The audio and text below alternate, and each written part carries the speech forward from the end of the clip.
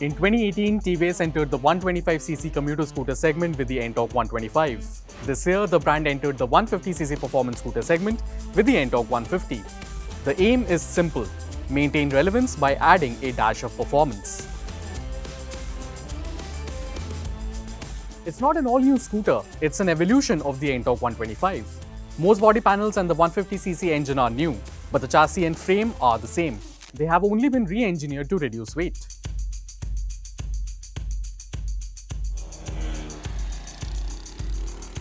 It's styled to appeal to Gen Z buyers, NTorq's primary target group.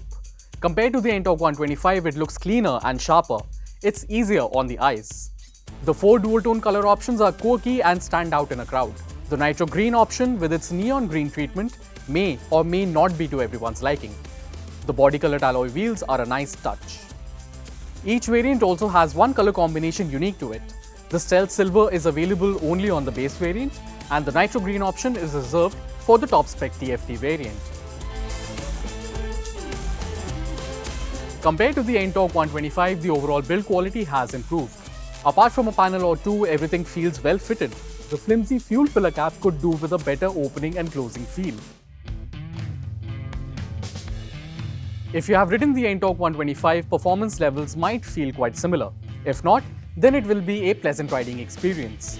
The new engine is smoother than the 125cc unit. The scooter we tested was all new.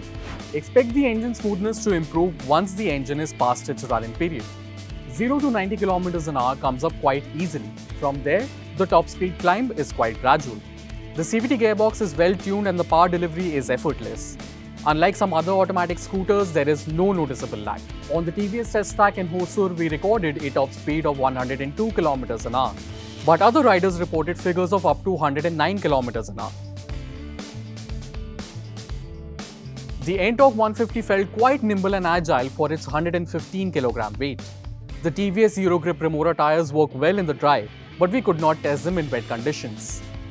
The rear suspension felt a bit soft and bouncy on the track, but it won't be an issue during everyday riding. The setup should provide good ride comfort, especially with the pillion rider. The braking is effective. The scooter stops very well. There is no handlebar judder even under heavy braking. It gets single-channel ABS, which means a front disc brake and a rear drum. To compensate for no rear ABS, TVS uses its own version of a combi brake system. There is no direct rival to the NTorq 150, but from a segment standpoint, the Hero Xoom 160, Yamaha Aerox 155 and the Aprilia SR 175 are its closest competitors. The NTorq 150 is the most affordable offering in this lot, but for the extra amount, the Aerox brings the thrill and sportier feel of a motorcycle engine, and the Xoom 160 can be taken off-road without thinking twice. So, the NTorq 150 represents an honest effort by TVS, but is it a good enough one for the performance scooter segment? Only time will tell.